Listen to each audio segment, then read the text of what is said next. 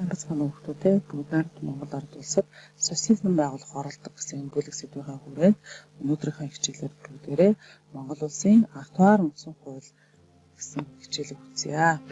За энэ хичээлээр бид нэр анх дугаар үндсэн хуулийнхаа агуулга, үр дагаврыг их сурвалж судлан шинжилж танин мэдэх мөн бүгд найрамдах засаглал тогтооход нөлөөлсөн гадаад дотоод шалтгааныг тодруулан судлаа.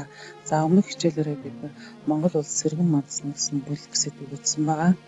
За энэ сэдвийн хүрээнд бидний өвөг дээдэс 1911-1921 онд их орон эрх чөлөө тусгаар тогтнолын төлөө тэмцэж Монгол улсаас дахин сэргээн босгосон тийм түүхийг судалсан билээ.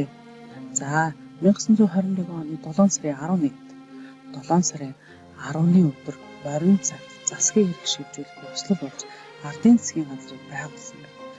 7 сарын 11-нд богдыг хэмжээд эрх хаанаар өргөмжилж мөн оныхоо цолыг хിവэрүүлдэж ардын эрхтэй хэмжээ цаас улсын засгийг явуулах болон олон түмэнд зарлан тунхаглаж энэ өдөр цэрэг ардын чулаан урсгалын ялтны анхны баяр наадам болж исэн. За тэгвэл бид нар энэ жил 1921 оны ардын хувьсгалын 100 жилийн агуулгыг хэлж байна. За ингээд 1921 оны хувьсгал ялсны дараа Монгол улсын үндсэн хуулийг боловсруулах ажил эхэлсэн байна. За үүнд болохоор эхний комисс нь 1922 оны 5 сарын 29-нд за шүүх юмны сайд Магсар Жаваар ахлуулсан Цэвэн, Батөчир нарын бүрэлдэхүүнтэй байгуулж тэд англи, швед, бэлэг, галлан зэрэг улсын үндсэн хуулийг түүнд үзэх баримт бичгээр орчуулан судалж байсан.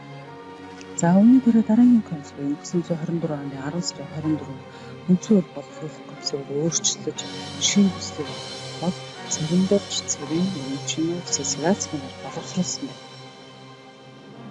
За эндээс бол Монгол улсын үндсэн хуулийг боловсруулахад Монгол дахь коминтерны төлөөлөгч зөвлөлтийн мэргэжилтний оролцоо, үзэл хандлагын нөлөө их байсан ч Монголын төрийн зүтгэлнүүд улс орныхоо онцлог олон улсын жишгийг харгалзан бүгд найрамдах засаг тогтоох төслийг боловсруулж чадсан байдаг. За энэ засаглалын хэлбэрийг сонгох асуудал эд яригдж байх үед 1924 оны 5 сарын 20-нд Богд хаан бол таалд өгсөн.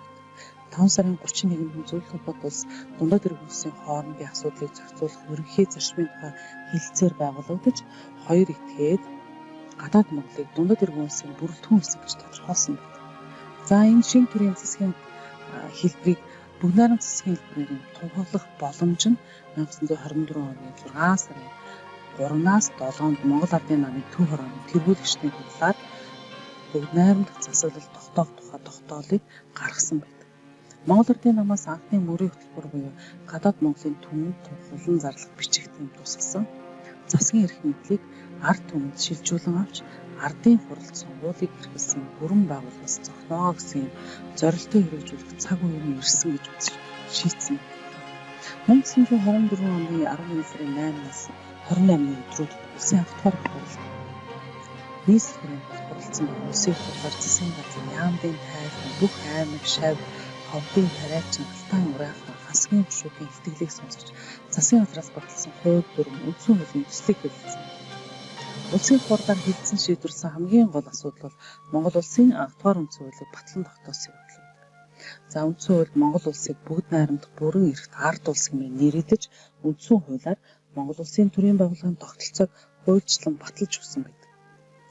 Мөн ард түмнээс төрийн хэрэгт оролцох эрх чөлөөг Монголын түүхэнд анх удаа хуульчлан тунхагласан тийм чухал ач холбогдолтой зүйл болж байсан.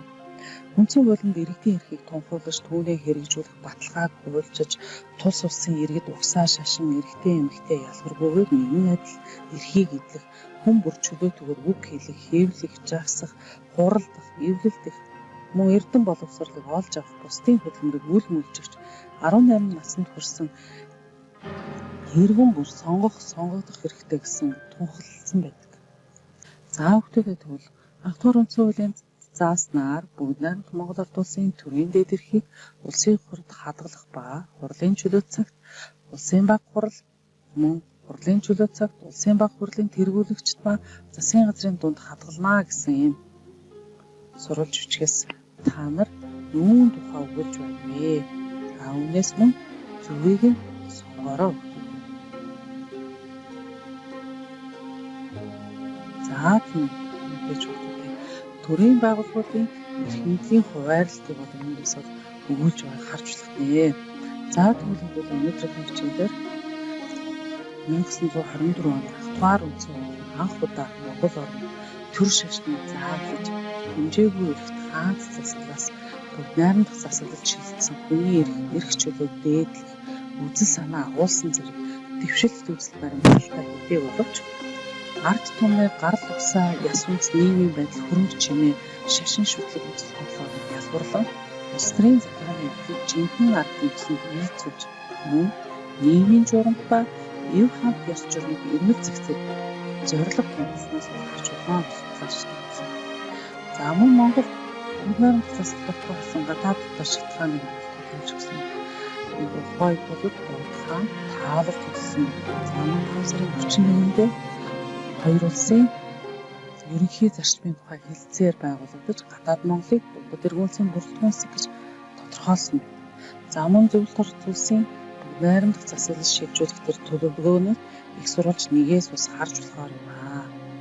За ингээд өнөөдрийн хичээлийг ихэвчлэн сайн оролцсон хүмүүстээ баярлалаа. За мөн гэрийн даалгавар тул Ахтугаар үндсэн хуулийн эерэг болон сөрөг талуудыг харьцуулан дүүнэлт хийж ирээрээ. Сурах хүчгийн 34 дугаар талыгаа эргэж хараарай.